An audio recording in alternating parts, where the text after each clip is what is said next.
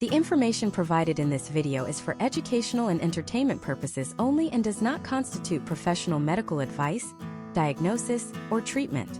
The impact of social media on mental health is a complex and evolving field of study. Always seek the advice of your physician, psychologist, or other qualified health provider with any questions you may have regarding a medical condition or mental health concern. Never disregard professional medical advice or delay in seeking it because of something you have heard or seen in this video. The case studies and historical trends discussed are intended to illustrate broader patterns and do not reflect the certain experience of every individual. Viewers are encouraged to conduct their own due diligence and consult with licensed professionals before making significant changes to their digital habits or mental health care routines. In 2012, a silent but seismic shift occurred within the fabric of America and society, one that we are only now beginning to fully quantify through the lens of clinical data and longitudinal case studies. It was the year that the percentage of Americans owning a smartphone crossed the 50% threshold, effectively tethering the human psyche to a 24-hour digital feedback loop for the first time in history. Since that specific inflection point, historical trends in the United States have shown a staggering 150% increase in self-reported feelings of loneliness, anxiety, and clinical depression among adolescents and young adults. We are currently living through the largest psychological experiment ever conducted without a control group. While you are scrolling through your feed, there are rooms full of some of the brightest minds in Stanford-trained behavioral science and software engineering working specifically to ensure you do not put that device down. They are utilizing the same psychological principles found in Las Vegas casinos to keep your attention locked. But the currency isn't money. It is your mental well-being. This video is the first part of a comprehensive masterclass designed to pull back the digital curtain and reveal how these platforms have fundamentally rewired the American brain, and more importantly, what the potential outcomes look like for a generation that has never known a world without a notification bell. To understand the gravity of the situation, we must first look at the American landscape of the early 2010s. Before this era, the internet was a destination, a place you went to, usually sitting at a desk to perform a task or check an email. However, with the integration of high-speed LTE networks and the ubiquity of the mobile interface, the internet transformed from a tool into an environment. According to data from the Pew Research Center, the average U.S. adult now spends upwards of 2 hours and 15 minutes on social media every single day. Over the course of a year, that totals more than 800 hours. To put that into perspective, that is enough time to learn a new language to fluency or read over 100 books. Instead, that time is being funneled into a system built on the concept of intermittent variable rewards. Think of the last time you refreshed your feed. That physical action of pulling down on the screen is not an accidental design choice. It is a digital recreation of a slot machine lever. This is based on the work of B.F. Skinner, a renowned psychologist who studied operant conditioning. Skinner discovered that if you give a lab rat a reward every time it presses a lever, it eventually gets bored and stops. But if you give the reward randomly, sometimes it gets a treat, sometimes it doesn't, the rat becomes obsessed. It will press that lever until it collapses from exhaustion. In the context of social media in the US, the treat is a like, a share, or a comment. Because you don't know if your latest post will be a hit or a total silence, your brain remains in a constant state of high alert anticipation. This triggers a release of dopamine, the neurotransmitter associated with craving and reward. The historical trends suggest that as our digital interactions have scaled, our capacity for deep, sustained focus has plummeted. The implications for mental health in the US are profound. We are seeing a massive rise in what psychologists call social comparison theory. In the physical world, you might compare yourself to your neighbor or a coworker, but in the digital world, you are comparing your behind-the-scenes footage with everyone else's highlight reel. When a teenager in the Midwest scrolls through the curated, filtered, and often professional-grade imagery of influencers in Los Angeles or New York, the brain struggles to distinguish between reality and a highly manufactured digital product. This creates a perpetual state of perceived inadequacy. Case studies from various clinical settings across the country indicate that this constant upward social comparison is a primary driver of the body dysmorphia and self-esteem crises currently saturating U.S. middle and high schools. The problem is not just the content itself, but the sheer velocity of the delivery. The infinite scroll, a feature pioneered by American tech developers, removed the natural stopping points of the human experience. In the past, you reached the end of a magazine page or the end of a television show, which gave your brain a moment to pause and reflect. Now there is no end. The potential outcomes of this constant stimulation are a state of chronic hyperarousal, where the nervous system is never truly at rest. This leads to a degradation of sleep quality, which is the foundational pillar of mental health. US-based research has shown a direct correlation between late-night social media usage and the inhibition of melatonin production due to blue light exposure, further compounding the anxiety and irritability felt during the day.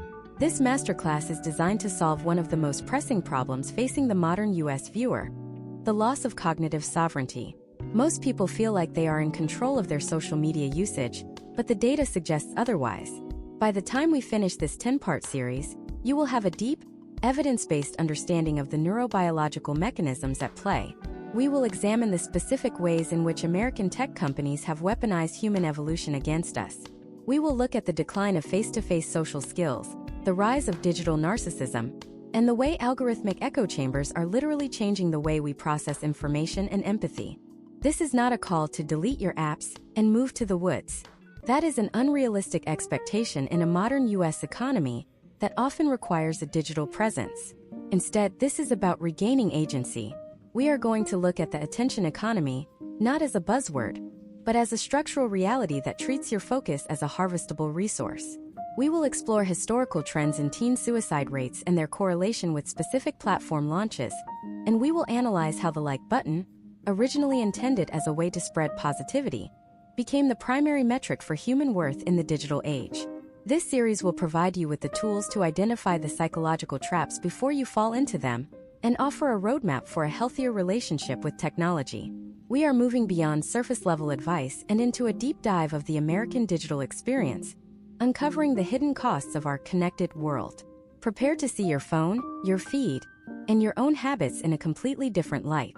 This is the reality of social media and mental health in the United States today. To understand the gravity of the mental health crisis in the United States in 2026, we have to look beneath the glass screen and directly into the neurobiology of the human brain. We often talk about social media as a choice, but for the average American, it has become a neurological reflex. To illustrate this, let us look at Sarah, a 24-year-old graphic designer living in Austin, Texas. It is 6:45 a.m. Sarah hasn't even stepped out of bed, yet her brain is already experiencing a massive chemical surge. This is not the natural wake-up call of cortisol and sunlight. It is the artificial spike of dopamine triggered by the red notification bubbles sitting on her home screen. When Sarah opens her primary social media app, her brain's reward system, specifically the nucleus accumbens, lights up. This is the same region of the brain that responds to cocaine, gambling, and nicotine. In the early 2010s, tech developers in Silicon Valley realized that the most effective way to keep a user engaged was not through quality content, but through a psychological principle known as the variable ratio schedule. This is the same mechanism that makes slot machines the most addictive tool in a casino. If Sarah knew exactly what she would find every time she opened her phone, she would eventually grow bored. But because she might find a compliment, a high-stakes news update, or a viral video perfectly tuned to her interests by a 2026 grade generative algorithm, her brain stays in a state of perpetual seeking. Historical trends show that the transition from chronologically ordered feeds to algorithmic feeds in the mid-2010s was the turning point for US mental health metrics. By 2026, these algorithms have become so sophisticated that they no longer just react to what you like. They predict your emotional state before you are even aware of it. Imagine if a stranger followed Sarah around all day, whispering exactly what she wanted to hear, but only if she stayed in a specific room. That is the digital reality Sarah inhabits. The potential outcomes of this constant stimulation are a thinning of the prefrontal cortex, the area of the brain responsible for executive function, impulse control, and long-term planning. Consider the case study of Mark, a 38-year-old software manager in Seattle. Mark struggles with what clinicians in 2026 are calling digital burnout syndrome. Mark's day is a series of micro-interruptions. Research from the University of California, Irvine, suggests that it takes an average of 23 minutes and 15 seconds to return to an original task after an interruption. For Mark, who checks his professional and personal social feeds every 15 minutes, he is effectively living in a state of permanent cognitive fragmentation. He is never truly focused, and therefore, he never achieves the state of flow that is essential for human satisfaction and mental well-being. This fragmentation leads to a chronic sense of inadequacy and phantom stress. Mark feels like he is falling behind, even when he is working, because the digital world provides a constant stream of high achievers and curated successes to compare himself against. The architecture of these platforms is designed to eliminate stopping cues. In the physical world, we have natural boundaries. A book has a last page. A magazine has a back cover. Even a television show has credits. However, the infinite scroll, a feature now ubiquitous across all US social platforms, was engineered to remove the friction of making a choice. When the feed automatically refreshes or moves to the next video, the brain is denied the pause required to ask, "Do I actually want to keep doing this?" For Sarah and Austin, this results in the 3-hour-long doom scroll sessions that leave her feeling depleted and anxious. By removing the stopping cue, the platforms have effectively bypassed the part of Sarah's brain that manages self-regulation. By 2026, the data indicates that the average US teenager spends over 9 hours a day interacting with digital media. This has led to a documented rise in what researchers call the loneliness paradox. While we are more connected than ever in a technical sense, the quality of that connection has been hollowed out. A case study involving a high school in suburban Ohio found that students who replaced just 2 hours of social media time with face-to-face interaction reported a significant decrease in symptoms of social anxiety within just 3 weeks. The reason for this is biological. Human communication relies heavily on nonverbal cues, microexpressions, tone of voice, and physical proximity, none of which are fully captured through a screen. When we rely on text and static images, our brains have to work overtime to fill in the gaps, leading to a phenomenon known as social media fatigue. Furthermore, we must examine the impact of the 2026 AI integrated feeds. In previous years, you were seeing content created by humans.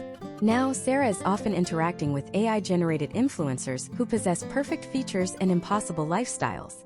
These are not just filtered photos. They are entirely synthetic personas designed by data to be the most engaging versions of a human being possible. The social comparison theory, which we discussed in the previous segment, is now being applied to entities that do not even exist. This creates a baseline for beauty and success that is literally unreachable. The potential outcomes for Sarah's self-esteem are catastrophic. She is comparing her real, flawed human life to a mathematical optimization of a human life. The historical trends in the US also point to a significant decline in sleep hygiene. Sarah's phone is the last thing she sees at night and the first thing she sees in the morning. The blue light emitted by the screen suppresses the production of melatonin, but the psychological stimulation is even more damaging. By engaging with high-stakes social interactions or inflammatory political content right before bed, Sarah is putting her nervous system into a state of fight or flight. This leads to light, fragmented sleep, which prevents the brain's glymphatic system from clearing out metabolic waste. Over years, this chronic sleep deprivation, fueled by the need to stay connected, compounds into clinical depression and generalized anxiety disorders. This is the hidden cost of the attention economy.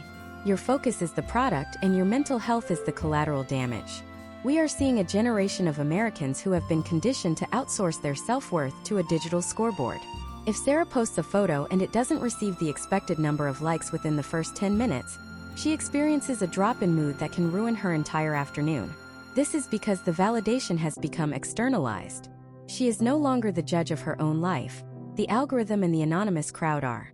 As we move forward in this deep dive, we have to ask ourselves, if the very tools we use to stay connected are the ones making us feel the most alone, what happens when those tools become even more immersive? What happens when the line between the digital world and the physical world vanishes entirely? We have analyzed the biological hijack and the erosion of the prefrontal cortex, but we haven't yet touched on the most dangerous element of this digital landscape. There is a specific psychological trap that most Americans fall into every single day, and it is the primary reason why social media has become a breeding ground for polarization and rage. In the next part of this masterclass, we are going to look at the mechanics of the outrage loop and how your brain is being programmed to seek out conflict just to feel a sense of belonging. The true impact of social media on the American psyche goes far deeper than just feeling sad. It is changing the way we perceive reality itself. To understand how to protect your mind, you first have to understand how your perception of truth is being systematically dismantled. The mechanics of this psychological dismantling begin with a concept known as engagement-based ranking. To understand why your digital reality feels increasingly hostile in 2026, you have to realize that the algorithms governing your feed are not programmed to find the truth. They are programmed to find what keeps you looking at the screen for the longest possible duration. Data from longitudinal studies across major U.S. tech hubs shows that content triggering high arousal emotions, specifically anger and moral outrage, is shared at a rate 6 times faster than content that is neutral or even positive. This is not a flaw in the system. It is the system working exactly as intended. Imagine if every time you engaged in a heated argument with a neighbor, a silent observer stepped forward and handed you a reward. In the physical world, this would be viewed as pathological behavior. In the digital world of 2026, this is called the feedback loop. When you post a comment that is fueled by indignation, or when you share a video that highlights a perceived injustice from an opposing social group, the algorithm sees that spike in engagement. It interprets your anger as high-value attention. As a result, it serves you more of that specific flavor of conflict. Within days, your entire digital environment is transformed into a battlefield where the other side is consistently presented as not just wrong, but as a direct threat to your way of life. Let us look at a case study involving James, a 45-year-old small business owner from Columbus, Ohio. In early 2025, James was a relatively moderate individual who used social media primarily to keep up with local high school football and home improvement tips. One afternoon, he clicked on a video discussing a controversial local zoning law. Because James stayed until the end of the video and scrolled through the comments, the algorithm categorized him as having an interest in local political conflict. Over the next 3 months, James was systematically fed more extreme content. The potential outcomes of this algorithmic grooming were profound. James began to experience a phenomenon known as the filter bubble or the echo chamber. Because the system only showed him content that reinforced his growing frustrations, he lost the ability to see that other perspectives even existed. By mid-2026, James reported a significant increase in his baseline anxiety levels. He found himself constantly checking his phone for updates on various social conflicts, experiencing a state of hypervigilance that clinicians call digital tribalism. His mental health deteriorated as his world narrowed. He began to view people in his physical community with suspicion if he suspected they held differing views, leading to a total erosion of his local social capital and a deep sense of isolation despite being more connected to his digital tribe than ever before. This process is underpinned by a biological mechanism known as the amygdala hijack. The amygdala is the part of the human brain responsible for the fight or flight response. When you see a post that triggers moral outrage, your amygdala sends a signal to your adrenal glands to release cortisol and adrenaline. Your heart rate increases and your focus narrows. Historically, this was a survival mechanism to protect humans from physical predators. In 2026, however, your brain cannot distinguish between a saber-toothed tiger and a provocative headline on a social media platform. The potential outcomes of living in a state of chronic amygdala activation are devastating for the American nervous system. When the brain is constantly flooded with stress hormones, it loses its capacity for nuanced thought and empathy. You are effectively being kept in a state of low-level panic so that you remain engaged with the platform. This is why, in the US today, we see such high rates of political polarization and social unrest. It is not necessarily because Americans have more fundamental disagreements than they did 20 years ago, but because the medium through which we communicate is designed to maximize the friction between us. Step by step, the algorithm achieves this by utilizing a technique called collaborative filtering. It looks for thousands of other users who have similar engagement patterns to James. If those users eventually clicked on a highly polarized or extremist video, the algorithm assumes James will too. It creates a predictive path of radicalization that James is not even aware he is walking. By the time he is seeing the most extreme content, his confirmation bias has been so heavily reinforced that he perceives any contradictory information as a personal attack or a calculated lie. This leads to the backfire effect, a psychological trend where presenting someone with factual evidence that contradicts their digital reality actually causes them to double down on their original, incorrect belief. Furthermore, we have to address the rise of synthetic outrage in 2026. With the proliferation of generative AI, much of the content that triggers James is no longer even created by human beings. It is often bot-driven or AI-generated content specifically designed to hit the emotional trigger points of specific US demographics. These systems can run thousands of A/B tests per second to determine which specific words, colors, or images trigger the most anger in a user like James. You are essentially bringing a knife to a gunfight. Your natural human psychology is being pitted against a trillion-dollar infrastructure of supercomputing power designed to bypass your rational mind. The mental health toll of this environment is a form of moral injury. When you are constantly exposed to the worst versions of humanity, your baseline for human goodness begins to shift. U.S. case studies from 2025 and 2026 indicate that users who spend more than 4 hours a day in high-conflict digital spaces show a marked decrease in their ability to experience compassion for others. This is not just a social problem. It is a structural change in how the brain processes social information. The prefrontal cortex, which should be mediating these emotional responses, is being bypassed in favor of the more primitive, reactive centers of the brain. This leads to a state of exhaustion known as compassion fatigue. Because you are being asked to care about every single outrage, every single minute of every day, your brain eventually shuts down its empathy response as a defense mechanism. This leaves the average US social media user feeling cynical, numb, and deeply disconnected from their own values. You feel like you are fighting for the truth, but in reality, you are just a battery powering the engagement metrics of a multinational corporation. We have explored how the outrage loop hijacks your biology and how it isolates you in a hall of mirrors that reflects only your own worst fears. But the impact of social media goes even deeper than your perception of the outside world. It is also fundamentally changing how you perceive yourself. While James is struggling with digital tribalism and anger, a different segment of the US population is falling into a trap that is just as dangerous but far more intimate. The way we construct our identities has been shifted from an internal process to an external performance-based metric. In the next part of this masterclass, we are going to pivot from the macro conflict of the outrage loop to the micro crisis of the self. We will investigate the rise of digital narcissism and the specific ways in which the quest for the perfect digital image is leading to a literal restructuring of the human brain. You may think you are just taking a photo, but the data suggests you are actually performing a neurological surgery on your own sense of self. The question isn't just what social media is doing to our society, but what it is doing to the very concept of being a human individual in the United States. To understand the future of your mental health, you have to understand the science of the digital mask. To understand the science of the digital mask, we must first confront a fundamental shift in the way human beings construct their sense of self. Historically, identity was an internal project, shaped by private reflection, close-knit community interactions, and personal achievements. In the United States of 2026, identity has been exported. It is no longer something you are. It is something you perform. This performance is mediated through a digital interface that demands constant updates, high-definition visual perfection, and a curated narrative that often bears little resemblance to the messy, unfiltered reality of human life. This is the era of the quantified self, where your value as an individual is frequently reduced to a set of engagement metrics that you do not control.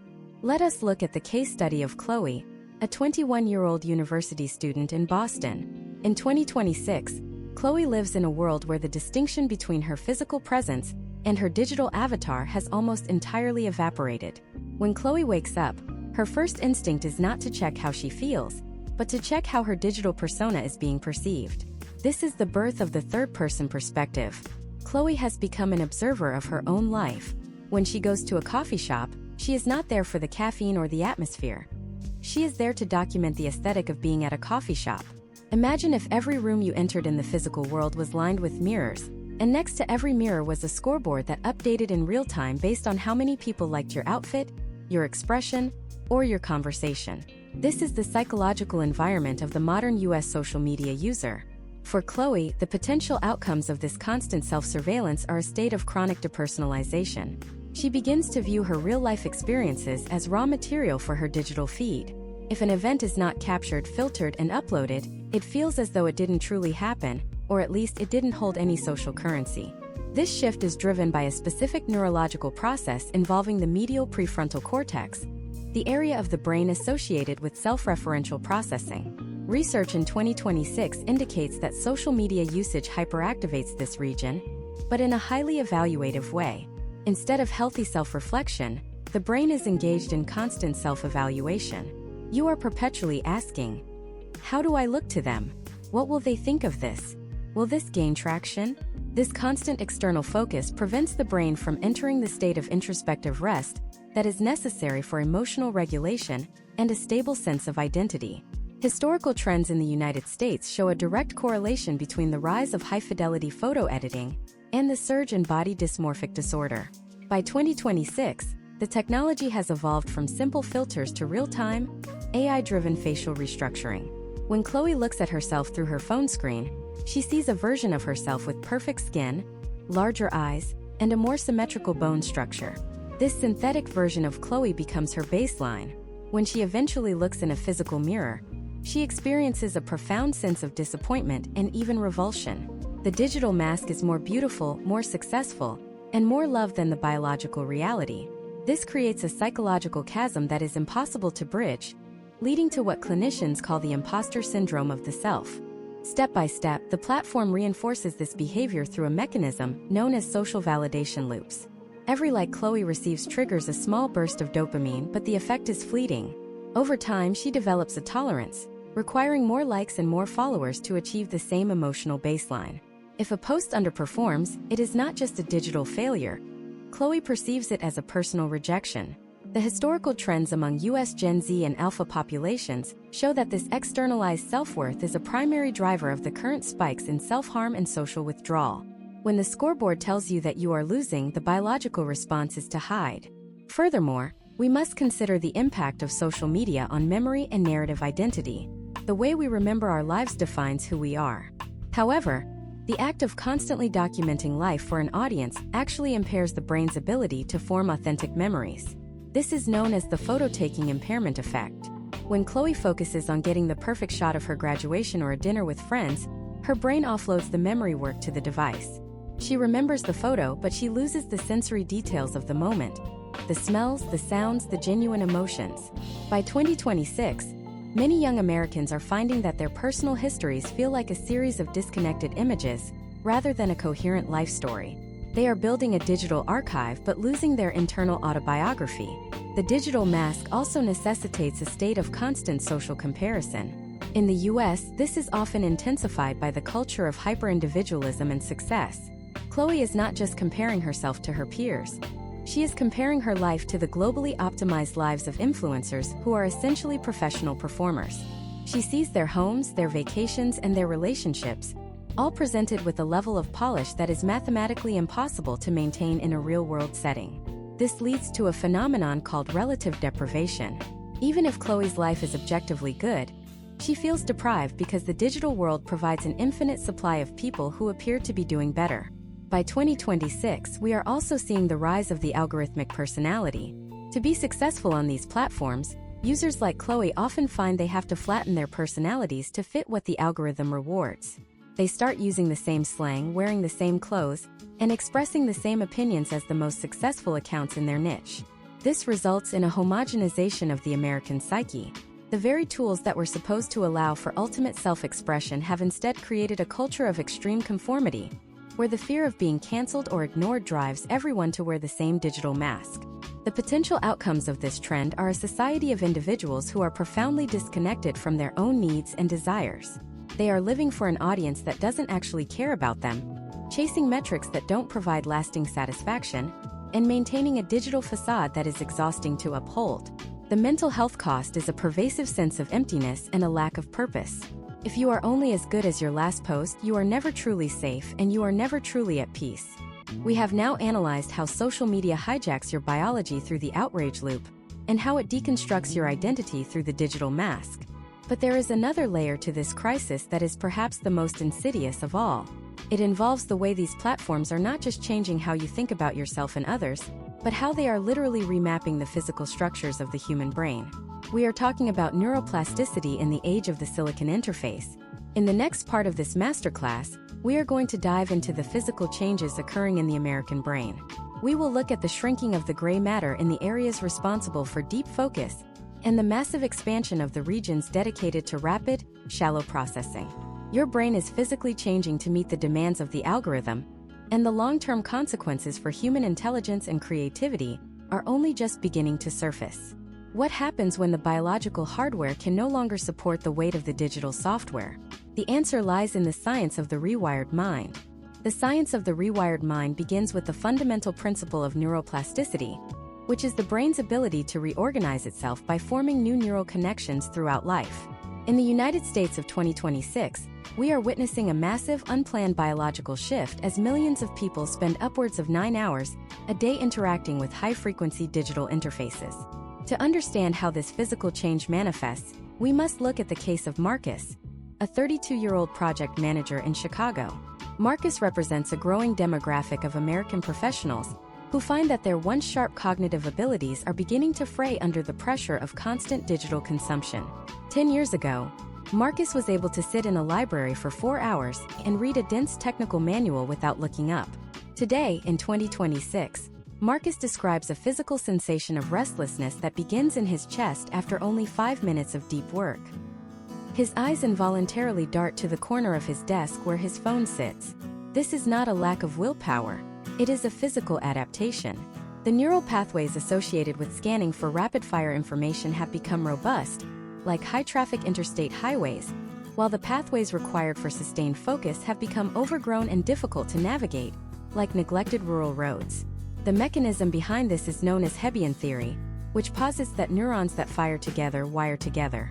Every time Marcus scrolls through a feed, his brain is performing a microtask of evaluating a new stimulus every few seconds.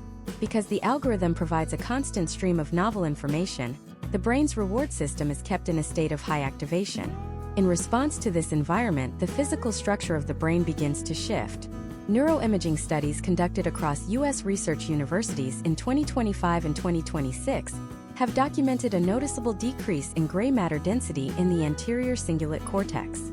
This specific region of the brain is critical for cognitive control, empathy, and emotional regulation. At the same time, there is an observable expansion in the ventral striatum, the area of the brain most associated with processing rewards and cravings. The potential outcomes for Marcus and millions of other Americans include a permanent shift in how they process information. We are moving from a culture of deep reading to a culture of power skimming. Imagine if you tried to appreciate a fine dining meal by eating one bite every 60 seconds while running on a treadmill. You would consume the calories, but you would lose the flavor, the texture, and the nutritional synergy of the meal. This is what Marcus is doing to his intellect. By consuming information in 90-second video bursts and character-limited posts, he is training his brain to reject anything that requires a long-form cognitive investment. This brings us to the concept of the switch cost or task switching penalty. Every time Marcus is interrupted by a notification, his brain must disengage from his current task and re-engage with the new stimulus. Research in the US has shown that even a brief interruption of 2.8 seconds can double the error rate on a complex task. Furthermore, when Marcus tries to return to his work, he carries with him what psychologists call cognitive residue. A portion of his mental energy remains stuck on the last thing he saw on social media, perhaps a controversial comment or a high-stakes news alert. It can take up to 23 minutes for his brain to fully return to its original level of focus. Since the average US social media user checks their phone every 15 minutes, many Americans like Marcus are effectively living in a state of permanent cognitive impairment. Historical trends in the United States education system further reflect this biological remapping. In 2026, educators are reporting that college students struggle to follow the narrative arc of a traditional novel. Their brains have been optimized for the hyperlink and the scroll. When they encounter a page of static text without interactive elements or visual stimulation, their nervous systems interpret the lack of novelty as a signal to shut down. This is not a moral failing or a lack of intelligence. It is a biological response to an environment that has prioritized speed over depth for over a decade. There is also the phenomenon of digital amnesia, or the Google effect, which has intensified with the rise of social media integration. The brain is an efficient organ. It does not like to waste energy storing information that it believes is easily accessible elsewhere. Because Marcus knows he can find any piece of information or relive any social interaction through his digital archives, his brain has begun to atrophy its long-term memory functions. Case studies in 2026 show that users who document their lives extensively on social media actually have poorer internal memories of the events they were documenting. The act of taking the photo and posting it signals to the brain that the memory is now safe in the cloud, so the biological recording process is deprioritized. We must also examine the physical sensation of phantom vibration syndrome, which affects nearly 80% of heavy social media users in the US. This is when Marcus feels his phone vibrate in his pocket, even when the device is not there or is turned off. This happens because the brain has become so hypersensitive to the possibility of a social reward that it begins to misinterpret random muscle twitches or the friction of clothing as a digital notification. The brain has literally rewired its sensory processing to prioritize the digital interface over physical reality. The potential outcomes of this chronic hyperarousal include a state of burnout that Marcus cannot escape simply by taking a weekend off. The biological hardware is exhausted. The prefrontal cortex, which should be the CEO of the brain, is being overruled by the primitive reward-seeking centers. This leads to a degradation of decision-making abilities, increased impulsivity, and a pervasive sense of mental fog.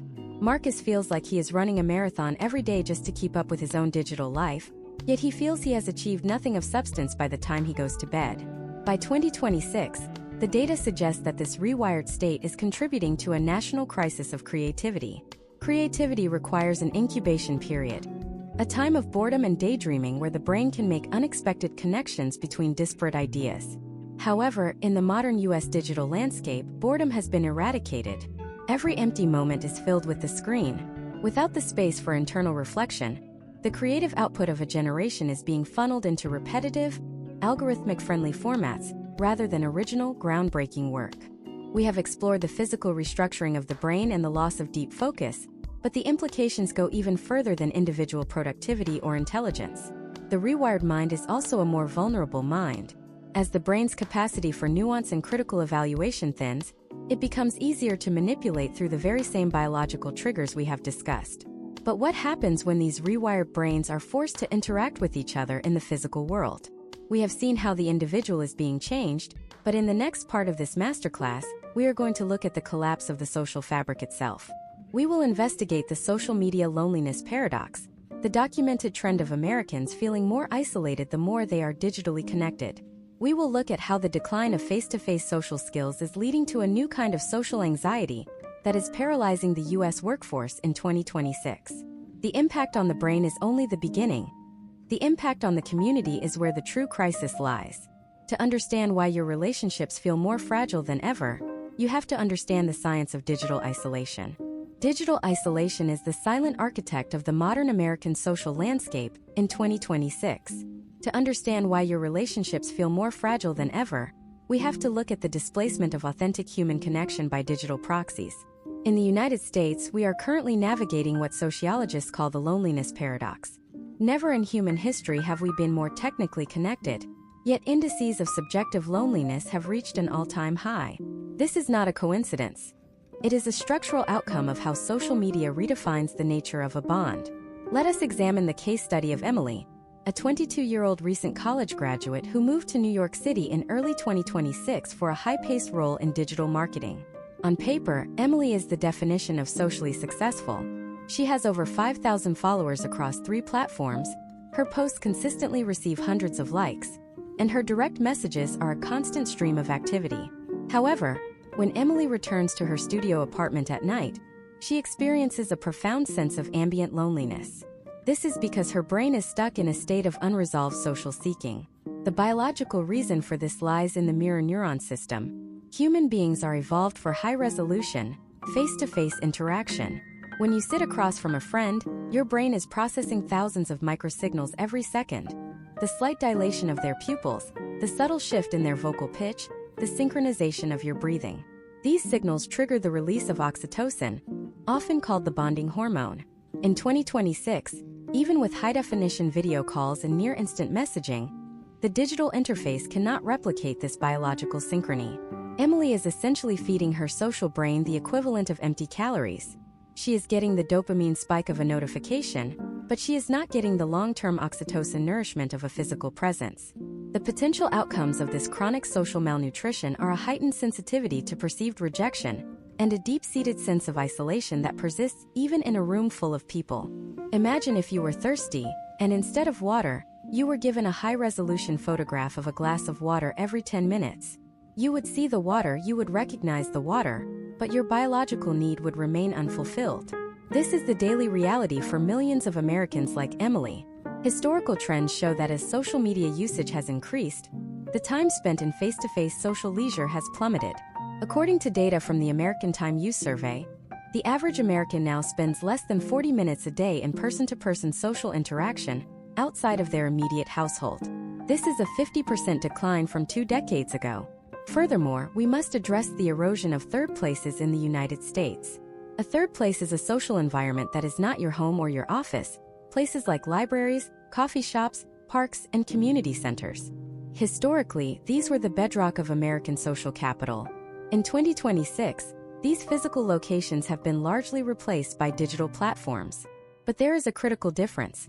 Physical third places facilitate spontaneous, low-stakes interaction with people who are different from you. Digital platforms, governed by algorithms, facilitate curated, high-stakes interactions with people who are exactly like you. Step by step, this transition has led to a degradation of social fluency. Social fluency is the ability to navigate the messy, unpredictable nature of real-life human interaction. Because Emily spends most of her social life behind a screen, she has developed what clinicians call digital social anxiety. When she is behind a keyboard, she can edit her thoughts, delete her mistakes, and use a filter to mask her true emotions. In the physical world, there is no backspace key. There is no filter. This makes real-life interaction feel incredibly high risk. Case studies from 2025 and 2026 show that young professionals in the US are increasingly avoiding phone calls and in-person meetings in favor of asynchronous text-based communication. This is not just a preference. It is a defensive maneuver by a nervous system that has lost its ability to process real-time social data. The potential outcomes for the US workforce are significant. Companies in 2026 are reporting a crisis in soft skills. New hires like Emily struggle with conflict resolution and collaborative brainstorming because these tasks require the ability to read nonverbal cues and handle the discomfort of a live conversation. When social interactions are mediated by a platform, we lose the ability to disagree without dehumanizing. The screen acts as a shield that prevents us from seeing the immediate impact of our words on another person's face. This leads to the fragility of relationships. It is much easier to ghost a digital profile than it is to end a friendship in person. The lack of social friction in the digital world has made our real-world bonds brittle. We also have to consider the compare and despair loop within social circles. In the past, you compared your life to your actual neighbors. Now, Emily compares her life to the curated, professional-grade highlights of her entire social network. Even among friends, there is a pressure to perform. This creates a barrier to authentic vulnerability. If Emily is feeling depressed or overwhelmed, she is less likely to share that on a platform where everyone else is posting about their promotions and vacations. This leads to a phenomenon called pluralistic ignorance, where everyone feels like they are the only one struggling because everyone else is maintaining a digital mask of perfection. The result is a community of people who are all suffering in silence, right next to each other, in the digital space. The loss of spontaneous social interaction also has profound implications for mental health. In the physical world, small talk with a barista or a brief nod to a neighbor provides a sense of belonging and community. These are called weak ties, and research shows they are essential for psychological well-being. In 2026, most Americans have automated these interactions out of their lives. We order through apps, we wear noise-canceling headphones in public, and we look at our phones in elevators. We have traded the messy, enriching variety of the public square for the sanitized, predictable experience of the digital feed. The cost is a pervasive sense of being a stranger in one's own city. By 2026, we are seeing the rise of social media-induced agoraphobia. People are becoming so accustomed to the safety of their digital environments that the physical world starts to feel overwhelming and unpredictable. For Emily, the idea of going to a party where she doesn't know exactly who will be there, or what the vibe will be, is enough to trigger a panic attack. She would rather stay home and watch the party through someone else's story. She is choosing the map over the territory, the menu over the meal. We have analyzed how the social media loneliness paradox is tearing at the social fabric of the United States, and how the decline of social fluency is creating a new kind of social anxiety. We have seen how the loss of third places and the erosion of weak ties have left individuals like Emily feeling isolated in a sea of digital noise. But while the impact on young adults is severe, there is a far more vulnerable group being reshaped from the very moment of their birth. What happens to a human brain that is exposed to this digital hijacking before it has even learned to speak? We have looked at the adults, but the true depth of the crisis lies in the generational shift. In the next part of this masterclass, we are going to pivot to the impact of social media on the developing mind. We will investigate the rise of digital native pathologies and the documented changes in the cognitive development of American children in 2026. We are entering the era of the glass childhood, where the primary relationship in a child's life might not be with their parents, but with the algorithm.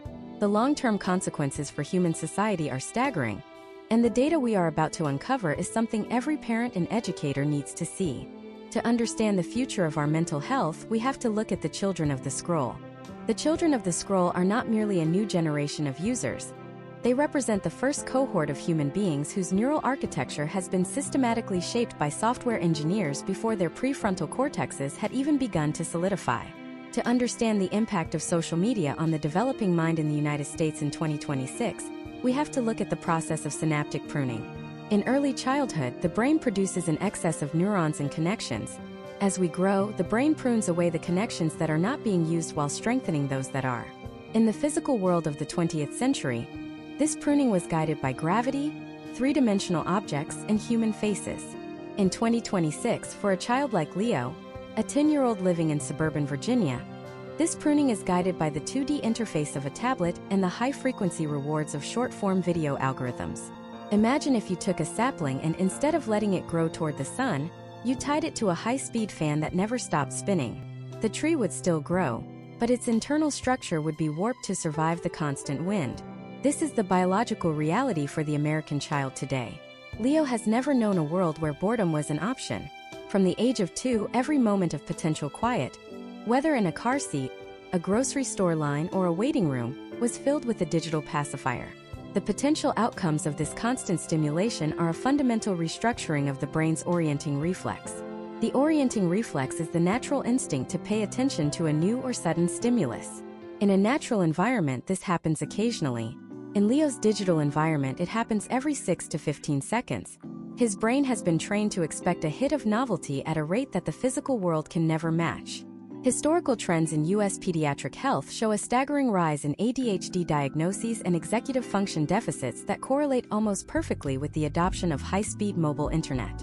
By 2026, the data indicates that children who spend more than 3 hours a day on social media platforms are 60% more likely to report symptoms of clinical anxiety. This is not just because of what they are seeing, but because of what they are not doing. For every hour Leo spends scrolling through a curated feed of other children playing, he is losing an hour of actual play. Play is the work of the child. It is how they develop proprioception, the sense of where their body is in space, and how they learn the complex social dance of negotiation and empathy. When Leo plays a game on a screen, the rules are rigid and the feedback is instantaneous. When he plays with a group of children at a park, the rules are fluid and the feedback is nuanced. He has to read facial expressions, interpret tone of voice, and manage the frustration of not getting his way.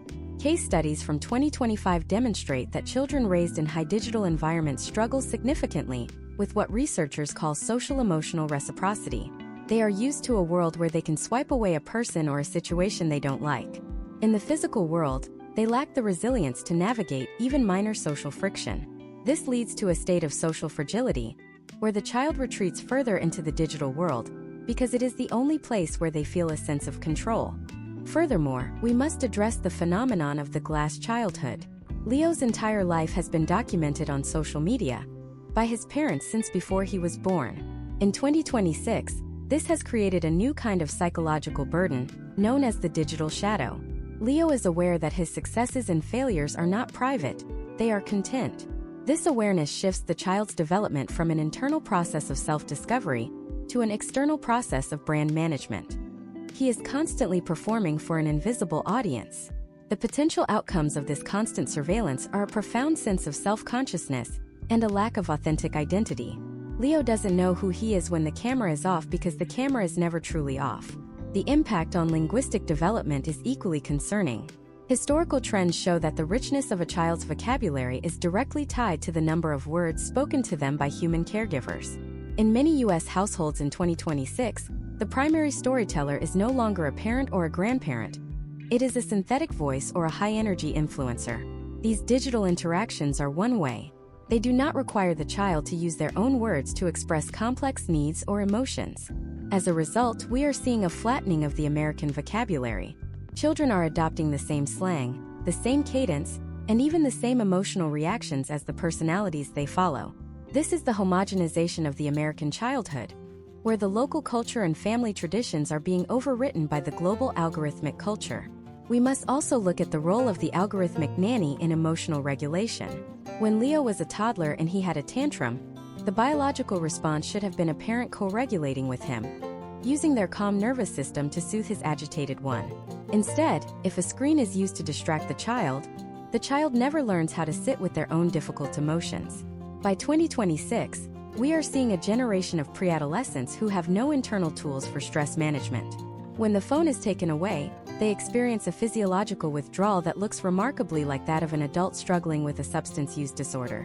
Their baseline for dopamine has been set so high by the algorithm that the normal, slow-paced rewards of real life feel like a sensory deprivation chamber. Imagine a middle school cafeteria in 2026. To a casual observer, it might look quiet, but beneath the surface, there is a silent war for social status being waged through the screen. For a 12-year-old girl in this environment, the pressure of the digital mask is even more intense. She is dealing with the biological upheaval of puberty, while simultaneously being judged by a global standard of beauty that is literally impossible to achieve. Case studies in 2026 have linked the rise in preteen body dysmorphia to the use of real-time AI filters that smooth skin and alter facial proportions in live video chats. The child looks at their real face in the mirror and sees a stranger. The psychological dissonance this creates is a primary driver of the self-harm trends we are seeing in U.S. emergency rooms today. The digital world is also stripping away the protective layer of childhood. Historically, children were shielded from the most horrific and polarized aspects of adult society. In 2026, the algorithm does not care if a user is 10 or 40. It only cares about what will trigger an engagement. Leo is being exposed to high-stakes political conflict, graphic violence, and extremist ideologies long before he has the cognitive maturity to process them. This leads to a state of secondary traumatic stress, where the child feels a sense of global dread that they are powerless to stop. The world feels like a dangerous, collapsing place because that is the version of the world that generates the most clicks. We have explored how the developing mind is being rewired, and how the social and emotional foundations of childhood are being eroded by the digital interface. We have seen how the loss of play, the rise of the digital shadow, and the failure of emotional co-regulation are creating a generation of Americans who are fundamentally different from any that came before. But as these children grow into adolescence, they enter a new phase of the digital trap, one that targets their very survival instincts. There is a specific time of day when the impact of social media shifts from a psychological issue to a profound biological crisis. It is the moment the lights go out. In the next part of this masterclass, we are going to investigate the catastrophic collapse of the American sleep cycle. We will look at how the 2026 light-dark crisis is literally melting the foundations of our mental health, and why your phone is a more powerful disruptor of your biology than you ever imagined. We are moving from the mind to the clock, and the data on what social media is doing to your circadian rhythm is the key to understanding why the United States is currently facing a public health emergency of unprecedented proportions. To understand why you feel so tired and yet so wired, you have to understand the science of the digital midnight. The digital midnight is not a time on a clock. It is a biological state of emergency. In the United States of 2026, we have successfully engineered a world where the sun never truly sets for the human brain. To understand the profound collapse of the American sleep cycle, we must look at David, a 29-year-old registered nurse living in Miami. David's life is governed by high-stakes decisions and intense physical labor.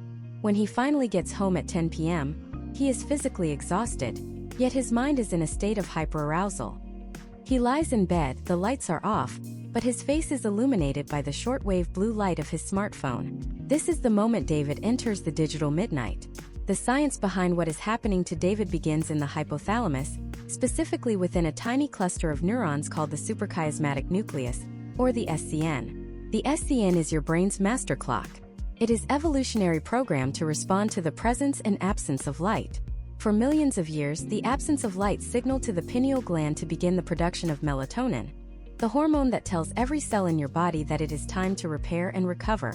However, the blue light emitted by David's phone, specifically in the 450 to 490 nanometer range, mimics the frequency of morning sunlight. When David stares at his screen at 11 p.m., he is effectively telling his SCN that the sun has just risen. Historical trends in U.S. sleep medicine indicate that this exposure can delay melatonin onset by up to 3 hours. David's brain believes it is mid-afternoon, even as his body is screaming for rest. Imagine if you tried to overhaul a jet engine while the plane was still flying at 30,000 feet. That is what David is asking his brain to do. Because his melatonin is suppressed, His core body temperature remains high, and his heart rate stays elevated. He is in a state of physiological conflict. This leads to a phenomenon widely documented in 2026 called revenge bedtime procrastination. David feels that his day has been owned by his employer, his patients, and his responsibilities. The only time he feels he has total agency is at night. He stays awake, scrolling through endless social media feeds, not because he is enjoying the content, but because he is reclaiming a sense of self-control. The potential outcomes of this behavior are a catastrophic decoupling of the circadian rhythm from the external environment. Step by step, the social media interface is designed to exploit David's tired brain.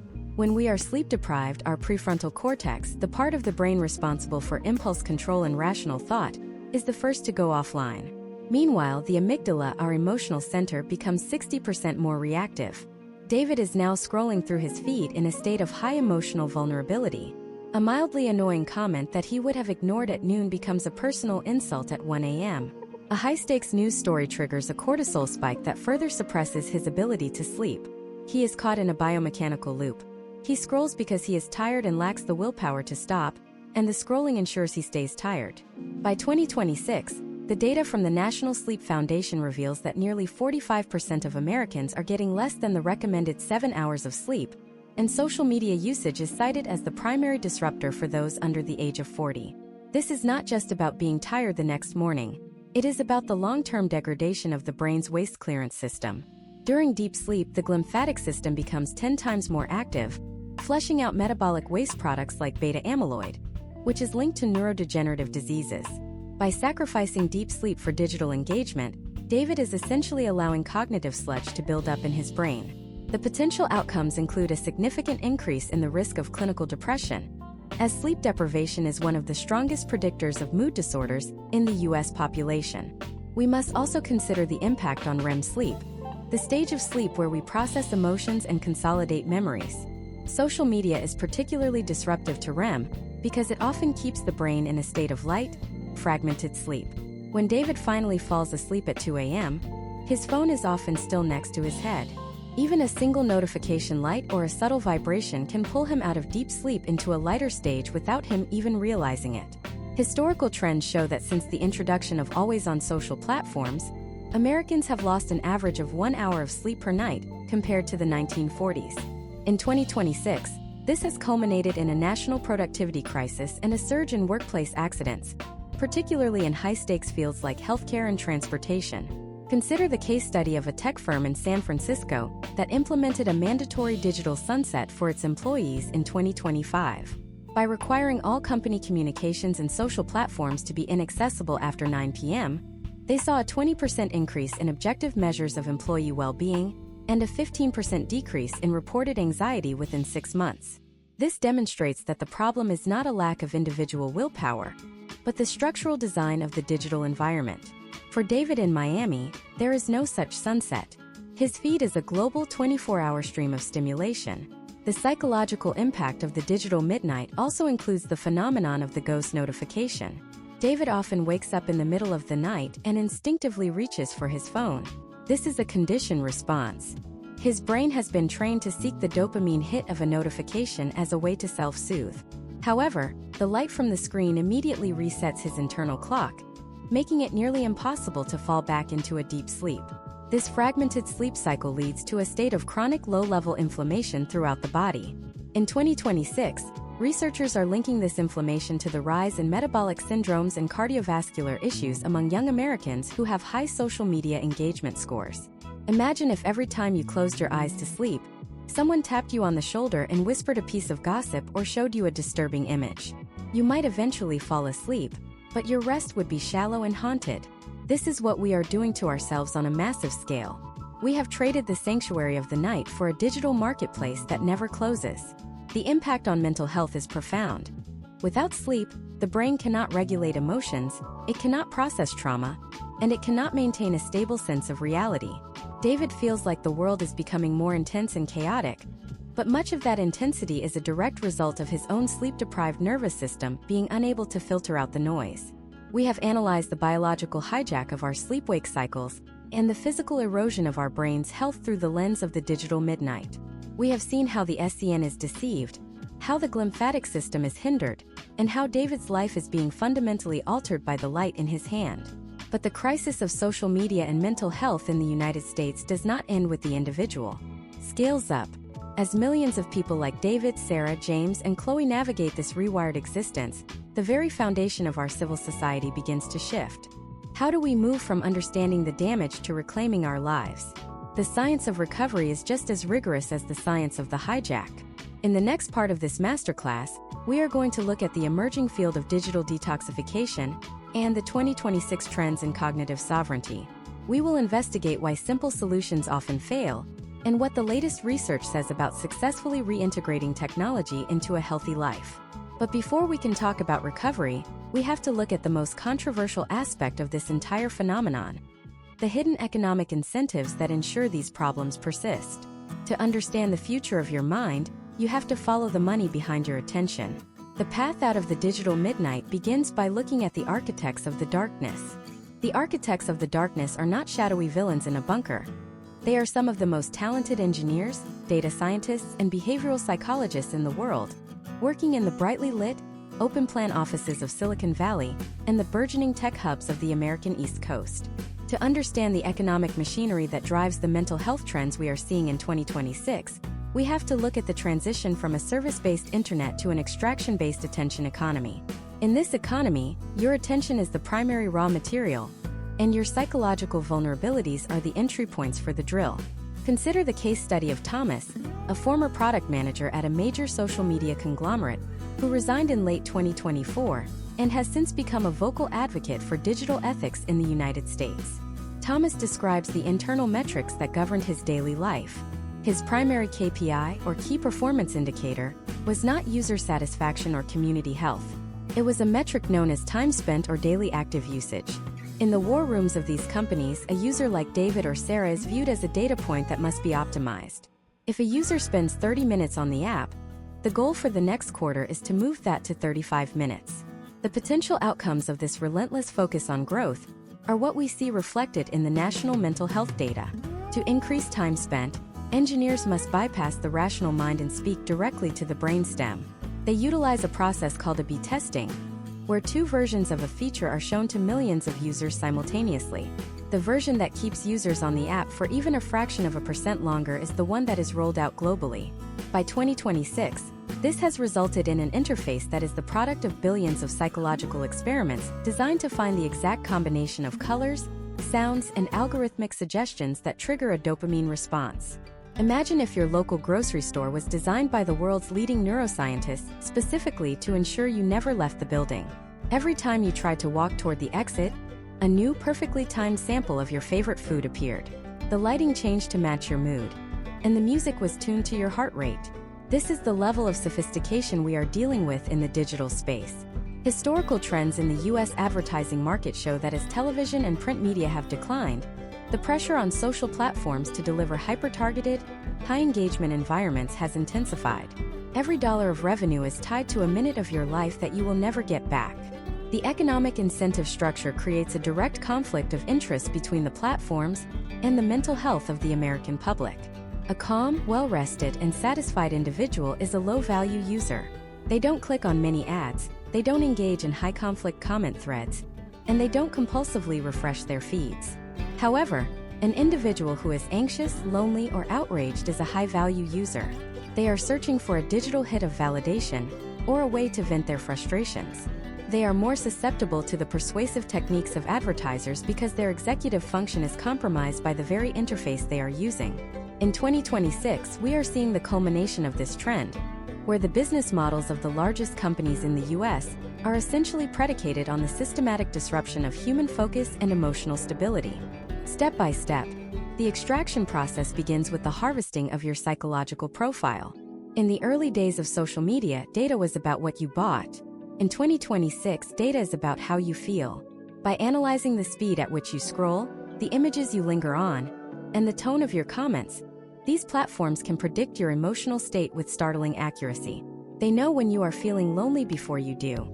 Case studies of algorithmic behavior in 2025 showed that certain platforms would intentionally serve more aspirational or filtered content to users who were showing signs of low self-esteem, because that content triggered a state of seeking that kept the user engaged for longer periods.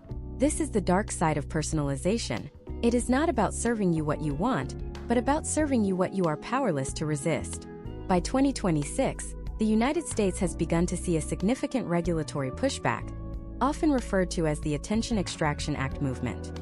This legislative trend seeks to treat human attention as a protected resource, similar to clean air or water. The argument is that the cognitive sovereignty of the American citizen is being eroded by commercial interests. However, the potential outcomes of these regulations are still being debated in the courts. In the meantime, the burden of defense falls entirely on the individual. This brings us to the emerging field of cognitive sovereignty and the rise of the digital detoxification movement in 2026. Reclaiming your mind in this environment requires more than just willpower. It requires a structural overhaul of your relationship with technology. The most successful case studies of recovery in 2026 involve the concept of friction. The architects of social media spent a decade removing friction: the infinite scroll, the one-tap buy, the autoplay video. To heal, Americans are being forced to put that friction back in. This involves a step-by-step audit of the digital environment. For someone like Marcus or Chloe, this might start with a notification fast. In 2026, the average US smartphone user receives over 60 notifications a day. Each one is a micro-interruption that costs 23 minutes of focus. By turning off all non-human notifications, Marcus can begin to lower his baseline cortisol levels. Another trend is the grayscaling of the phone. The vibrant, saturated colors of social media apps are designed to trigger our primate brain's visual reward system. By turning the screen to black and white, the user removes the aesthetic allure of the feed, making it a functional tool rather than an addictive toy. However, we must recognize that in a 2026 US economy, total disconnection is often not a viable path. Many careers and social structures are now integrated into these platforms. The goal is not digital abstinence, but digital intentionality. This involves setting strict boundaries, such as the digital sunset we discussed in the previous segment, and creating physical spaces in the home that are designated as screen-free zones. Imagine if your home had a room where the laws of the digital world didn't apply. A sanctuary for deep thought, conversation, and rest. This is becoming a luxury good in the United States, as the wealthy increasingly pay for offline experiences, while the rest of the population is funneled into a purely digital existence. The historical trends suggest that we are at a crossroads. We can continue down the path of total psychological extraction, or we can begin the hard work of building a more human-centric digital world. The mental health crisis we are witnessing is the signal that our current trajectory is unsustainable. We have analyzed the biological hijack, the identity crisis, the social isolation, the sleep collapse, and the economic incentives. We have looked at the children who are being raised in this environment and the adults whose brains have been rewired by it. But there is one final piece to this puzzle. It is the question that everyone asks but few are ready to answer. What does the endgame look like? If we don't change course, what is the ultimate potential outcome for the American psyche by 2030 and beyond? We have seen the trends, we have the data, and we have the case studies. In the final part of this masterclass, we are going to look at the future of human consciousness in the age of the algorithm. We will explore the emerging solutions that go beyond the individual, and look at how we can fundamentally redesign our society to prioritize mental well-being over engagement metrics. This is the conclusion of our deep dive, and it is where we move from diagnosis to a vision for a different kind of future. The final part of the series will reveal the most important step you can take today to protect your cognitive freedom. The battle for your mind is real, and the final chapter is about how we win it. Winning the battle for your mind in 2026 is not about a sudden total rejection of technology. Instead, it is about the transition from being a harvested resource to becoming a sovereign individual. To understand how we win, we must look at the emerging field of neurorestoration and the specific case study of Alex, a 35-year-old architect in Portland. In late 2025, Alex found himself at a breaking point. His ability to produce complex blueprints had degraded, his relationships were strained by his constant phone usage, and his baseline anxiety was at an all-time high. Alex became a primary subject in a longitudinal study on cognitive sovereignty, which provides us with a step-by-step roadmap for reclaiming the human psyche from the attention economy. The first and most critical step in winning this battle is the establishment of the analog baseline. For Alex, this meant a return to tactile physical reality. The science behind this involves the default mode network of the brain. When you are scrolling through a feed, your brain is in an externally directed, reactive state. When you are engaged in a physical, non-digital task, like drawing with a pencil on paper or gardening, your brain enters the default mode network, which is the seat of creativity and self-reflection. Historical trends in the US show that individuals who spend at least 2 hours a day in an analog baseline state report a 40% reduction in symptoms of digital burnout within 6 weeks.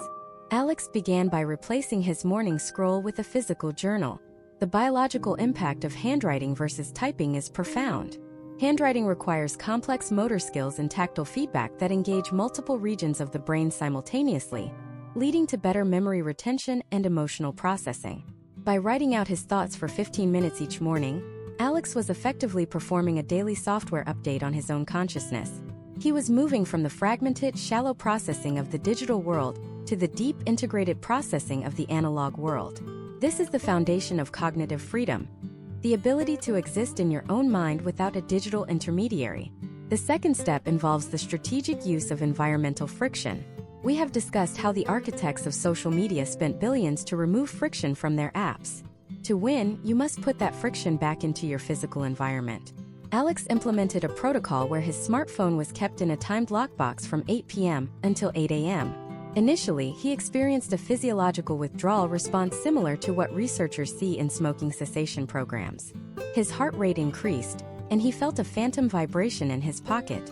However, by the third week, his brain began to adjust its dopamine baseline. The potential outcomes of this friction-based approach include a restoration of the brain's reward system, allowing the individual to find pleasure in slow-paced, high-value activities like reading a dense novel or having a long conversation. Historical trends in 2026 indicate a massive surge in the popularity of dumb phones, devices that provide basic communication without the algorithmic hooks. Data from U.S. retail sectors shows that sales of these minimalist devices have increased by 300% among professionals in high-stress industries. This is not a regressive trend. It is a defensive maneuver. By limiting the number of entry points for the algorithm, individuals like Alex are protecting their prefrontal cortex from the constant drain of decision fatigue. Every time you have to decide not to check an app, you are using a finite amount of cognitive energy. By removing the app entirely, you preserve that energy for tasks that actually matter to your life and career. Step by step, we must also look at the systemic change occurring in the United States. In early 2026, the first wave of attention sovereignty legislation began to move through state capitals. These bills are modeled after the environmental protection laws of the 1970s. They aim to restrict the use of certain persuasive design patterns, such as the infinite scroll and autoplay, specifically for users under the age of 21. Case studies from experimental school districts in Massachusetts, which implemented phone-free campuses in 2025, show a 15% increase in standardized test scores and a 30% decrease in reported incidents of bullying. This suggests that when we change the environment, the biological and social health of the community follows almost immediately. But what about the end game? If we look at the potential outcomes for the American psyche by 2030, we see two distinct paths. On the first path, we continue the current trajectory of extraction. This leads to a society of highly polarized, sleep-deprived individuals who have lost the capacity for deep focus and empathy. On the second path, the path of cognitive sovereignty, we see a renaissance of human intelligence. In this scenario, technology returns to its role as a tool rather than an environment. We see the emergence of human-centric AI that serves as a filter against the noise, rather than a source of it.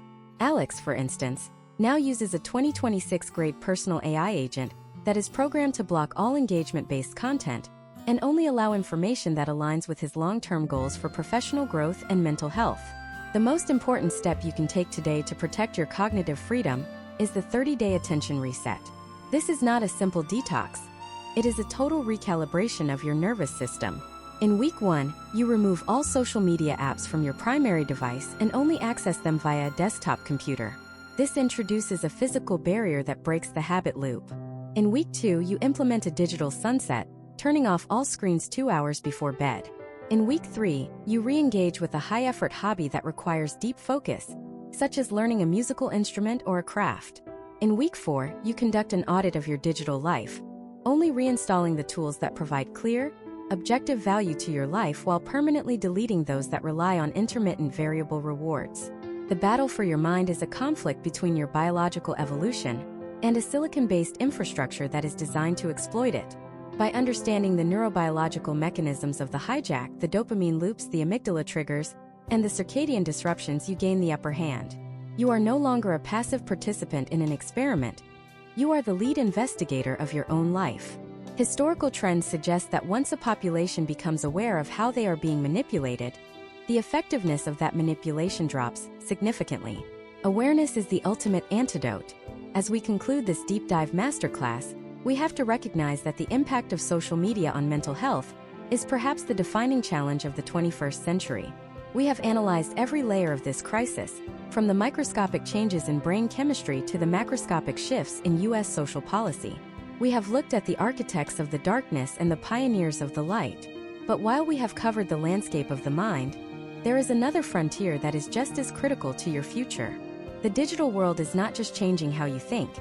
It is changing how you work, how you earn, and how you define success in an increasingly automated world. The skills that protect your mental health are the exact same skills that will make you indispensable in the age of AI. The ability to focus, the ability to empathize, and the ability to think in long-form narratives are becoming the most valuable assets in the American economy. In our next series, we are going to dive into the future of work and how to build a career that is resilient to the coming wave of automation. The journey toward cognitive sovereignty is just the beginning of your evolution. The true test of your freedom starts now.